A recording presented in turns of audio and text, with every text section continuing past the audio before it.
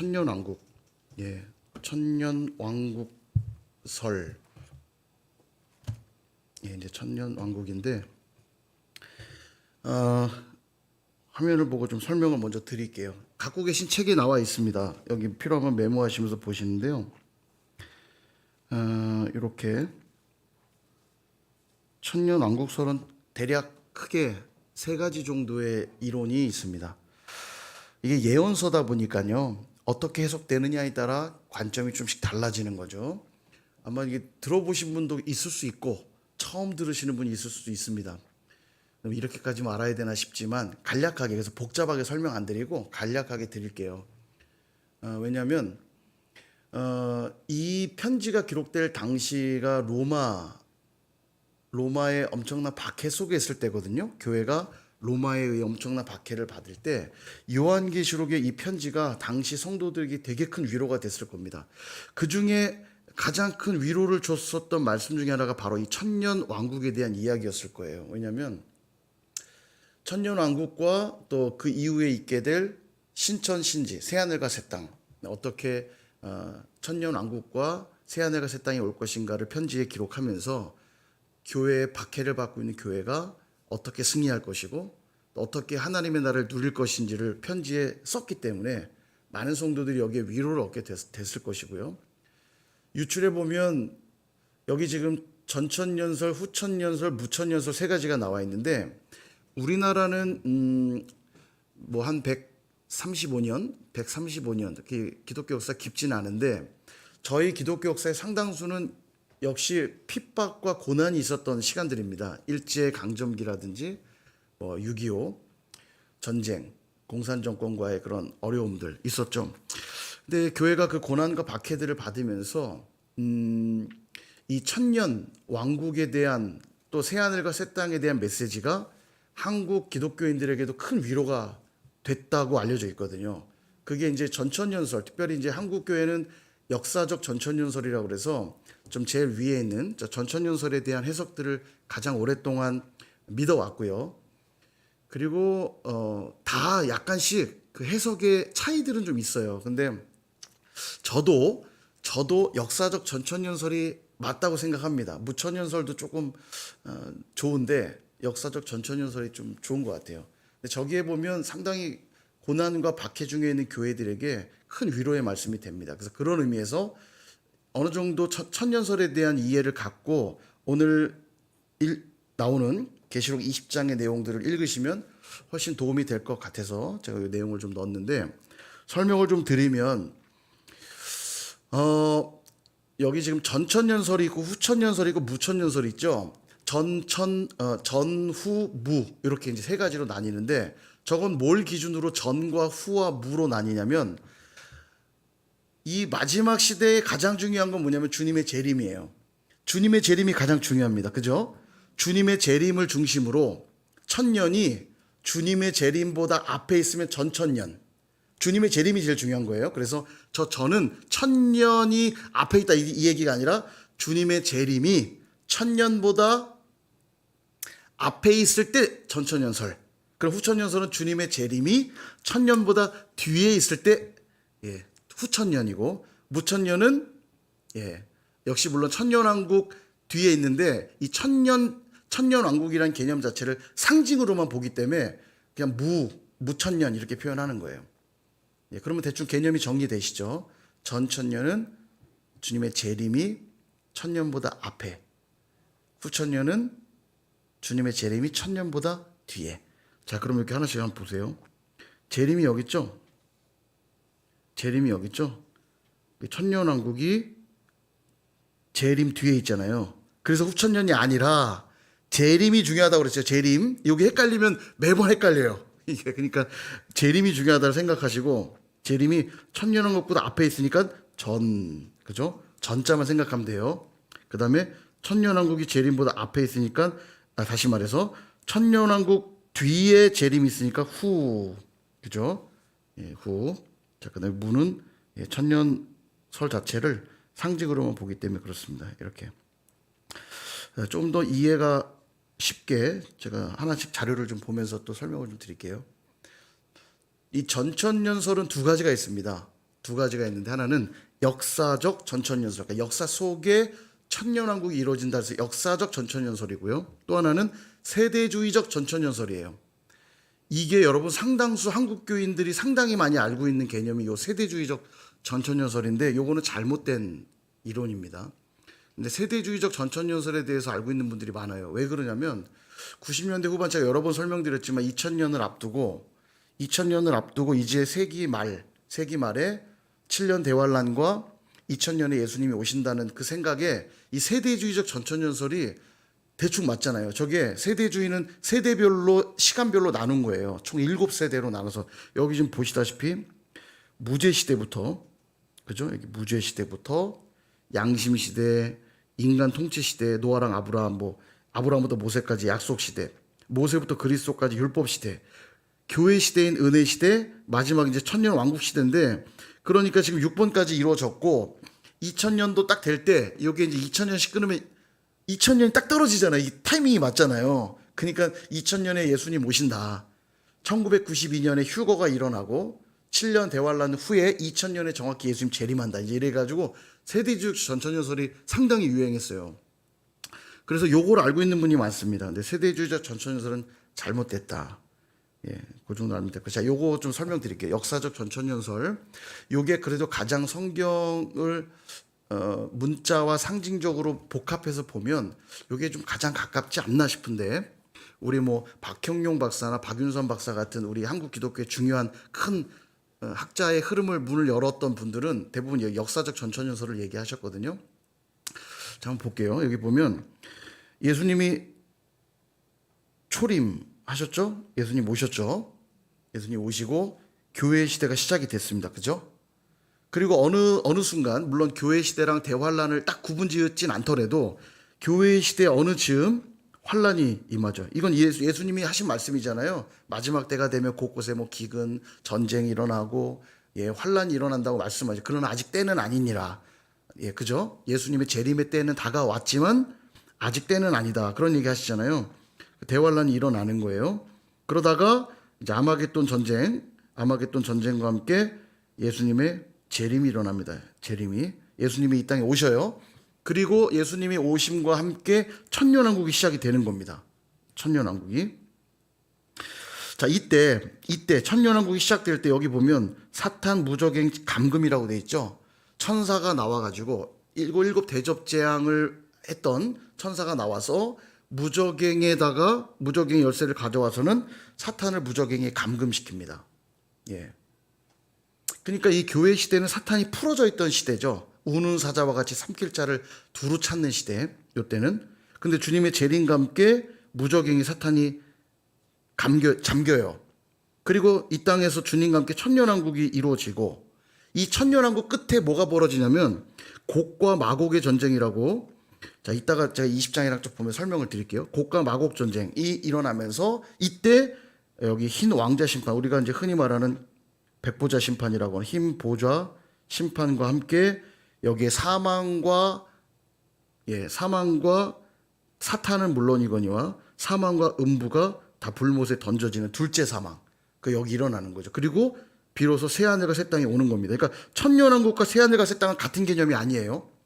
새하늘과 새 땅, 그러니까 신천신집, 새하늘과 새 땅과 천년왕국은 다른 개념이에요.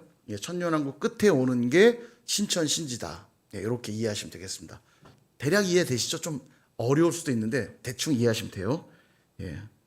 자, 그다음 세대주의적 전천연설은 뭐가 문제냐면 요게 똑같아요. 교회 시대가 열렸죠. 대환란이 역시 있다고 보는데 이때 휴거가 요때 일어난다고 봅니다. 요때 휴거가 환란 전에 휴거가 일어나고 공중에서 잔치가 열린다고 하는 거죠. 그리고 이 땅에 남은 사람들이 환란을 겪는다는 거예요. 근데 이때 문제는 뭐냐면 휴거가 일어나기 위해서 주님이 재림을 한번 하셔야 되거든요. 주님이 재림할 때 휴거하는 거니까. 그러니까 그 다음에 환란이 끝나고 주님이 재림을 한번 더 해야 돼요. 재림을 2번 하셔야 됩니다. 주님이. 그래서 요거 이제 좀 문제가 있어요. 문제가 있고 그 다음에 이거를 정확하게 문자 그대로 시대별로 자른 것도 오류가 있고요. 정확히 그렇게 나눌 수가 없으니까. 뒤는 똑같습니다. 왜냐하면 이게 전천연설이니까 뒤는 같은데 여기 휴거의 위치가 좀 달라요. 예. 그런 차이가 있고. 자, 그다음에 후천연설. 역시 교회 시대가 있죠. 그런데 교회 시대 다음에 천년왕국이 임해요. 그러니까 교회가 이 땅을 하나님의 나라로 아름답게 바꿔가서 천년왕국의 시대가 열리는 거예요. 복음이 충만하고 유대인들이 회복되고 교회의 영적 번영이 일어나는 천년왕국 시간을 다 보내고 그 끝에 주님의 재림과 함께 휴거가 있을 것이다, 이렇게 보는 건데, 그러기에는 이건 또 무슨 문제가 있냐면 이 천년왕국 때 분명히 성경에 보면 사단이 우는 사자처럼 두루 삼킬 자를 찾고 고난이 있을 거라고 얘기하잖아요. 그 천년왕국이 있는데 고난이 같이 있는다는 게 좀 말이 되질 않아요. 그래서 이것도 조금 약간 오류가 있다고 봅니다. 뒤는 비슷하고요. 마지막 무천연설. 무천연설은 조금 주장한 사람이 많아요. 루터라든지 칼빈 이런 분들이 다 무천연설을 주장했거든요. 그래서 이 개혁 보수 쪽에서는 대부분 전천연설이나 무천연설을 믿습니다. 이 두 가지 정도를. 뭐 크게 중요하진 않은 것 같아요.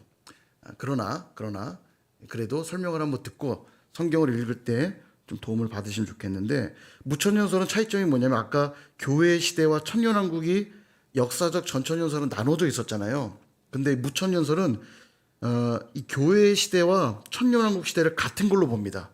상징으로만 보는 거죠. 상징. 교회 시대가 구약과 신약으로 이루어진 이 전체 교회의 시대가 곧 천년왕국이다, 이렇게 보는 거예요. 상징으로. 네, 그리고 그 끝에 7년 대환란이 있고 그리고 나서 주님의 재림이 있게 될 것이다. 뒤는 같죠. 비슷해요. 이것만 다른 거죠.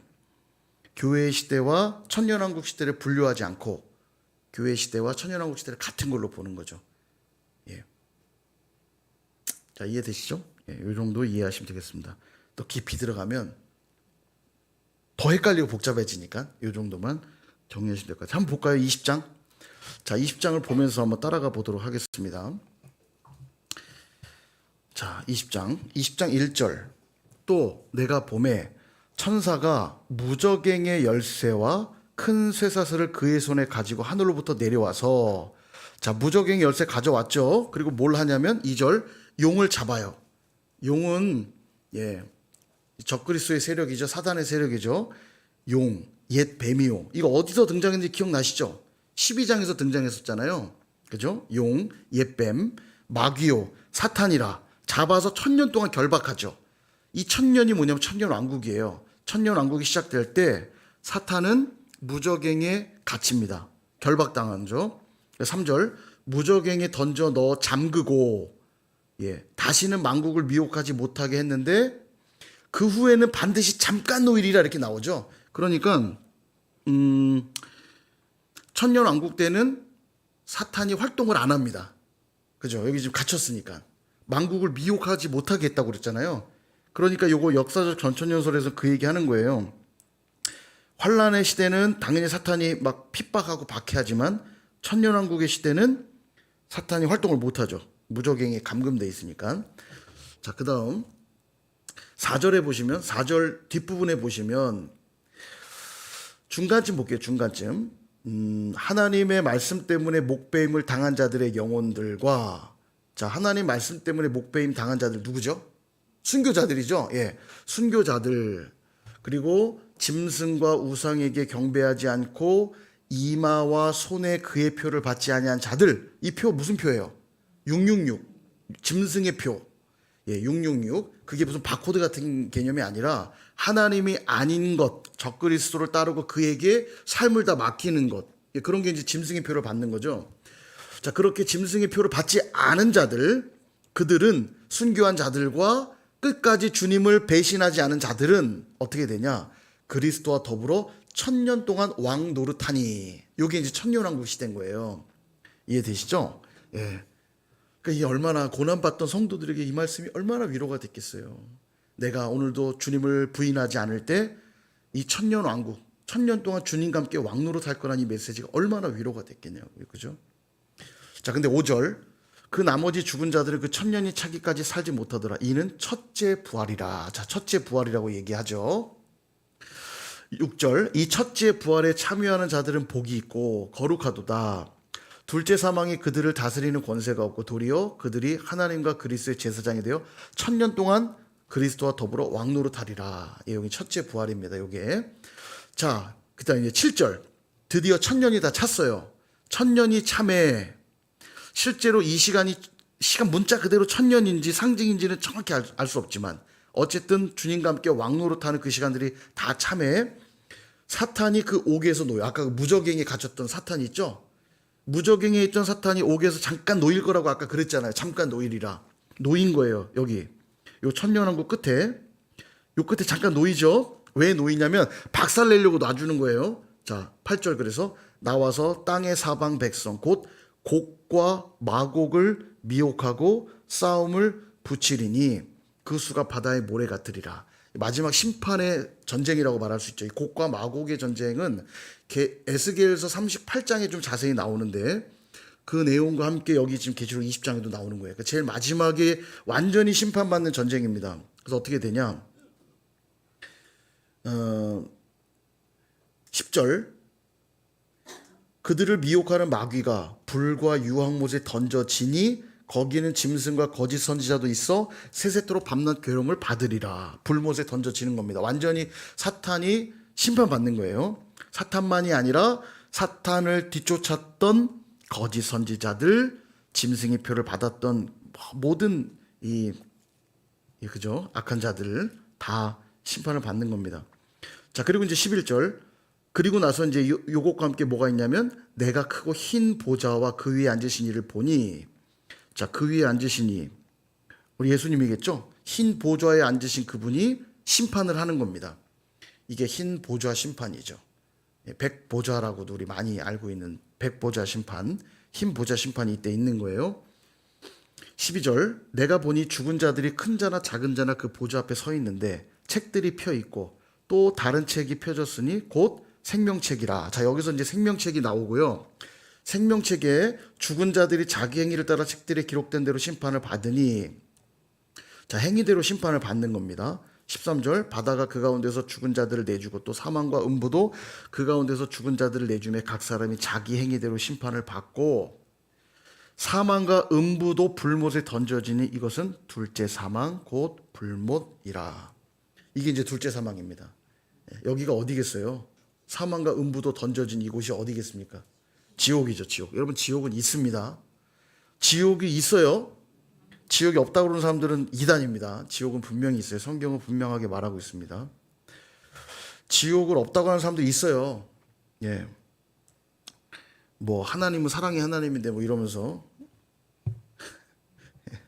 예. 지옥은 있습니다.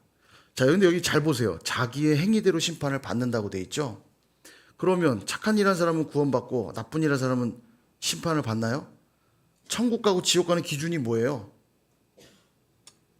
얼마나 착한 일 많이 했나요?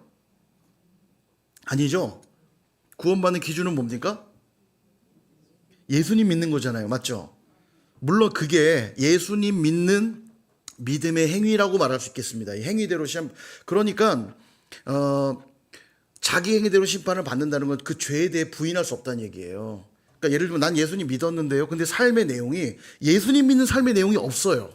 그럼 믿은 게 아니란 얘기입니다. 예, 이해되시죠? 믿음은 행위와 분리시킬 수가 없어요. 행함이 없는 믿음은 죽은 것이니라. 맞죠?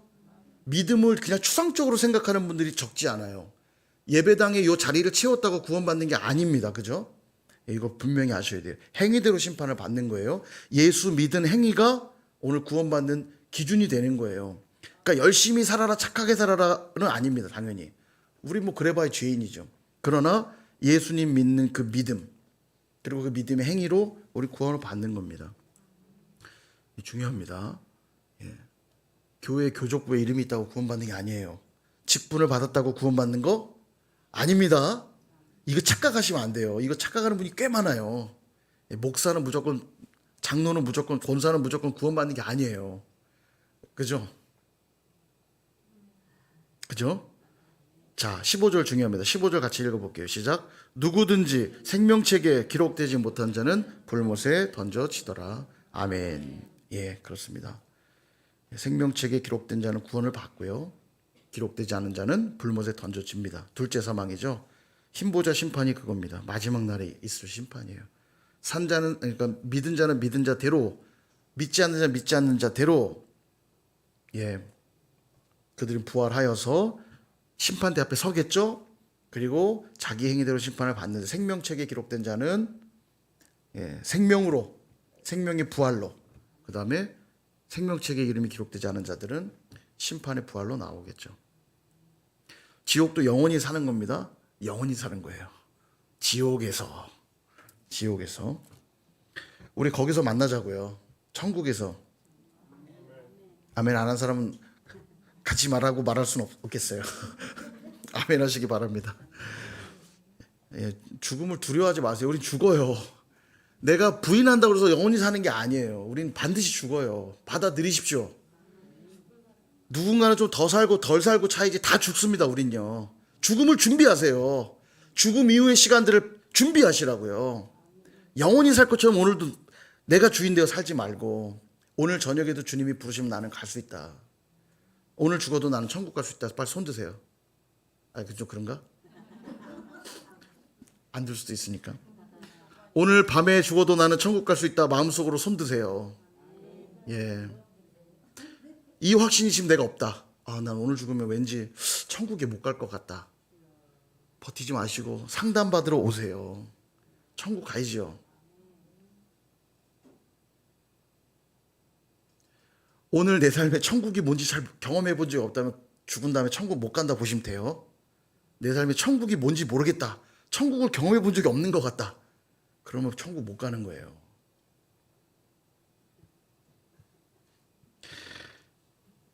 막 머릿속에 물음표가 막 나는 천국을 경험했나? 하나님이 내게 허락하신 교회 공동체가 천국으로 경험된 적이 없고 우리의 가정이 천국으로 경험된 적이 없고 도저히 천국이 뭔지 잘 모르겠다. 정말 주님 만나셔야 됩니다. 환경이 좋아서 천국을 경험하는 게 아니에요. 10억, 100억을 주면 천국이 될 것 같습니까? 1000억 있으면 천국이 될 것 같아요? 돈으로 얻을 수 있는 게 아니에요. 천국은요. 세상을 다 가진 것 같은 그 기쁨이 충만한 상태, 평안이 충만하게 임한 상태. 천국이 그렇잖아요. 여전히 고난과 핍박과 박해가 있는데 그것이 나를 전혀 꺾을 수 없는 상태.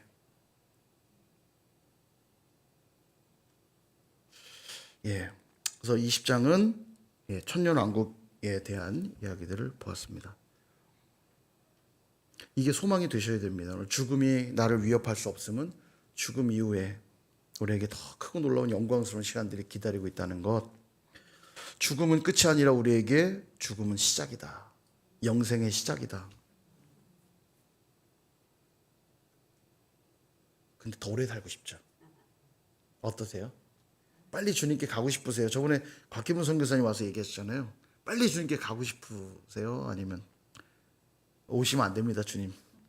절대 오시면 안 됩니다. 아직은 제가 할 일이 너무 많고 경험할 게 너무 많으니까 아직 오시면 안 됩니다. 저 어려서 그랬던 것 같아요. 어려서 결혼도 해봐야 되고요. 저 놀 것도 많고요. 여하튼 자 21장 마지막 이제 신천신지입니다. 21장과 22장은 신천신지인데 한번 볼게요. 이제 중요하죠. 여기가 진짜 우리가 영원히 살게 될 천국이죠. 자 21장 1절 또 내가 새하늘과 새 땅 신천신지 새하늘과 새 땅을 보니 처음 하늘과 처음 땅이 없어졌고 바다도 다시 있지 않더라. 하나님이 처음에 창조했던 그 세상보다 더 새롭게 변화된 새 땅이 있다라는 얘기를 하고 있는 거죠. 근데 2절에 가만 보니까 거룩한 성 새 예루살렘이 하늘로부터 내려오는 걸 본 거예요. 근데 그 준비한 것이 신부가 남편을 위해 단장한 것 같더라. 너무 아름다웠겠죠. 신부가 남편을 위해 단장한 것처럼 너무 아름다운 거예요. 새 예루살렘이. 와, 너무 좋다. 3절 내가 들으니 보좌에서 큰 음성이 나서 이르되 보라 하나님의 장막이 사람들과 함께 있음에 하나님이 그들과 함께 계시리니 그들은 하나님 백성 되고 하나님은 친히 그들과 함께 계셔서 모든 눈물을 닦아주시니 사망이 없고 애통하는 것이나 곡하는 것이나 아픈 것이 다시 있지 아니하리니. 얼마나 아름다운 곳입니까? 그죠? 자, 이렇게 계속 아름다운 걸 쭉 보고 있어요. 계속 읽으시면 돼요. 쭉 하고 있는데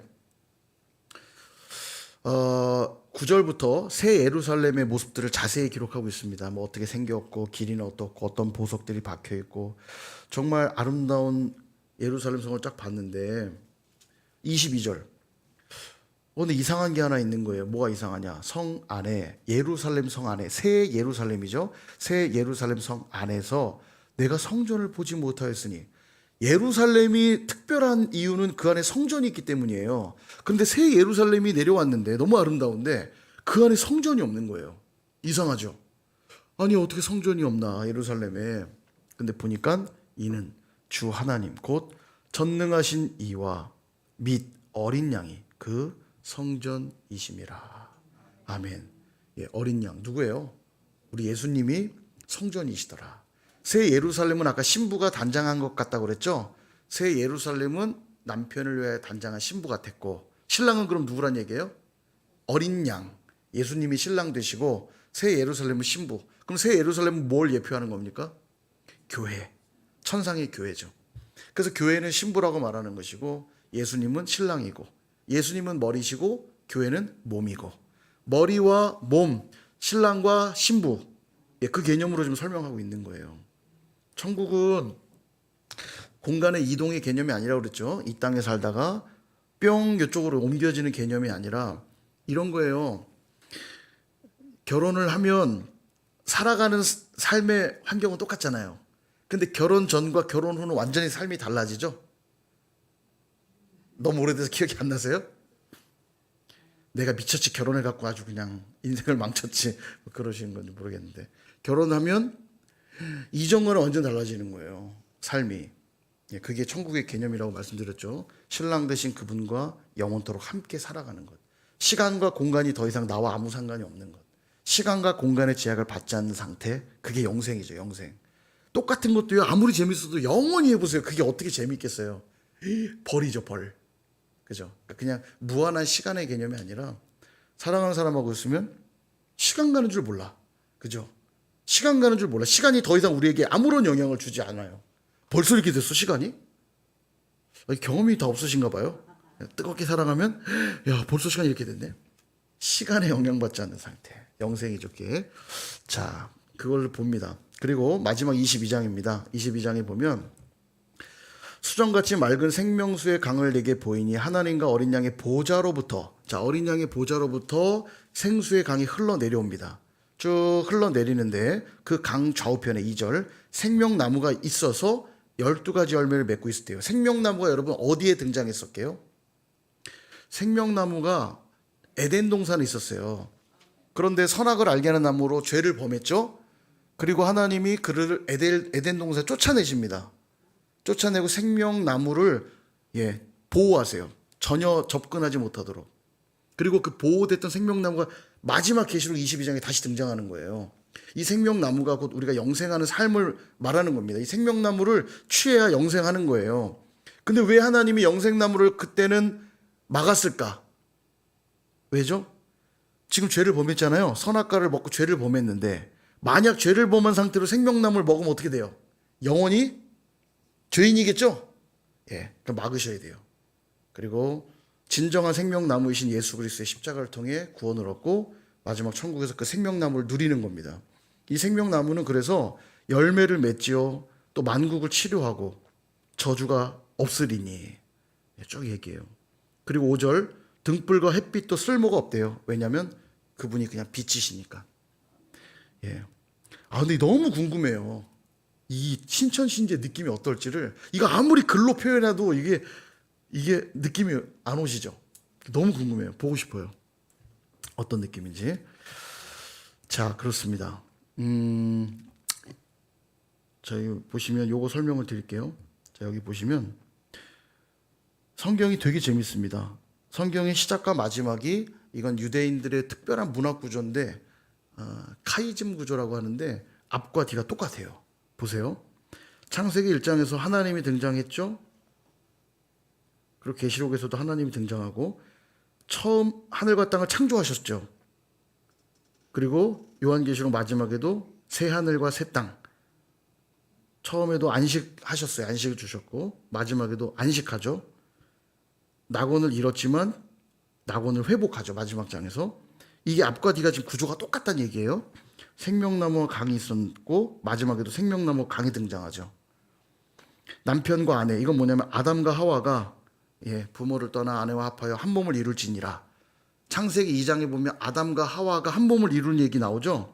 마지막 21장. 아까 창세기 2장이고 여기는 계시록 21장. 앞에서 2장, 뒤에서 2장 똑같이. 여기는 어린 양과 신부가 신랑과 신부라고 아까 설명 제가 드렸죠. 이 구조가 지금 똑같은 거예요.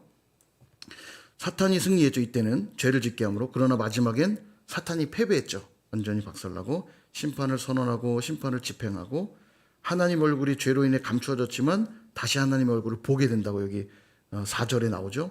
그의 얼굴을 볼 터이요. 그 다음에 저주를 선언했고 저주가 제거됐고 문이 닫혔다면 문이 영원히 닫히지 않고 죽음이 모든 인간을 덮치고 더 이상 죽음이 없고 모든 눈물로 다 젖은 죄로 인해 눈물로 젖었지만 마지막엔 모든 눈물을 씻겨주시고 밤과 두려움이 오지만 밤이 없으므로 두려움이 없죠. 그분이 그냥 빛이 되시니까 생명나무로부터 추방되었지만 이제는 생명나무에 대해 권리가 있음, 누릴 수 있게 되었고요.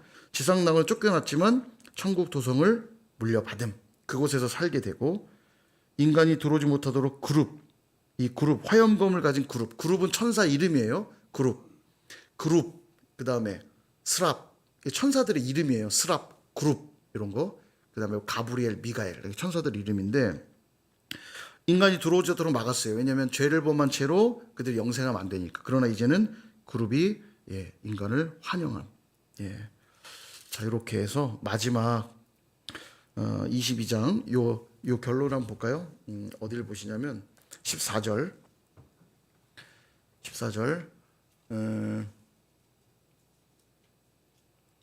자기 두루마기를 빠는 자들은 복이 있으니 이는 그들이 생명나무에 나아가며 문들을 통하여 성에 들어갈 권세를 받으려 함이로다.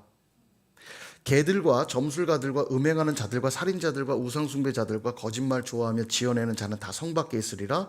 나 예수는 교회들을 위하여 내 사자를 보내어 이것들을 너에게 증언하게 하였노라. 나는 다윗의 뿌리요 자손이니 곧 광명한 새벽별이라 하시더라. 아멘. 광명한 새벽별.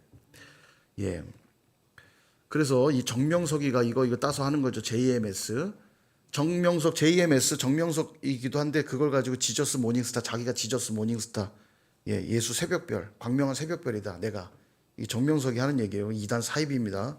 정명석 참 잘 뒀다요. 하여간 이 2단들은 잘 뒀다가 이 계시록에서 이런 거 탁 따가지고요. 자, 그래서 17절에도 말씀하죠. 성령과 신부가 말씀하시기를 오라 하시는도다. 듣는 자도 오라 할 것이요 목마른 자도 올 것이요 원하는 자는 값없이 생명수를 받으라 하시더라. 지금도 우리가 성령의 인도함을 받아야 됩니다.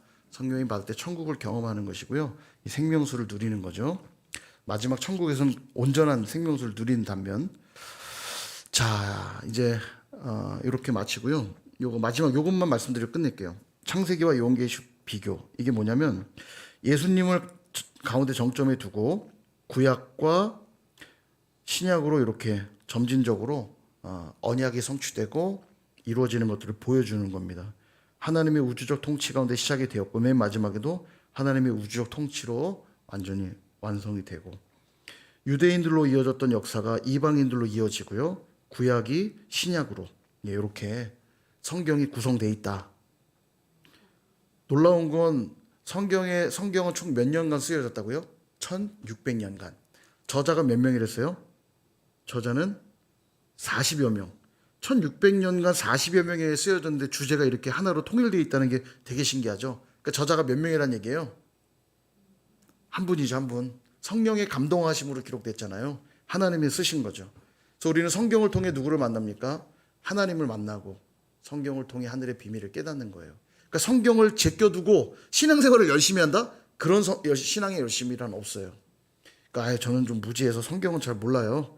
그냥 뭐 열심히 사역이나 할게요. 그런 거 없어요. 나중에 지옥에서 칭찬받을 수 있어요. 아, 고생은 많이 했는데 네가 나를 모르는구나. 지옥에서 칭찬받을 수 있어요. 표현이 그렇다는 겁니다. 우리가 성경을 통해 주님을 아셔야 돼요. 천국은, 영생은 참 하나님과 그가 보내신 자 예수 그리스도를 아는 것이니이다. 아는 것이니이다. 안다는 개념 설명드렸죠. 경험하여 경험하여 삶에서 말씀을 묵상하고 예 그렇습니다. 우리 다음 시간에는 복습하는 시간 갖고요. 그 다음 시간에는 퀴즈 한번 보고요. 그 다음엔 챕터를 새로운 주제로 토픽을 바꿔가지고 새로운 공부를 하도록 하겠습니다. 묵상을 이번에 이제 큐티 묵상을 어떻게 할 것인가를 공부할 건데 기대하시고요. 지금 교재를 집필한다 할까요? 공부하기 좋게 좀 정리를 하고 있습니다. 정리해서 하도록 할게요. 다음 시간에는 시험을 위한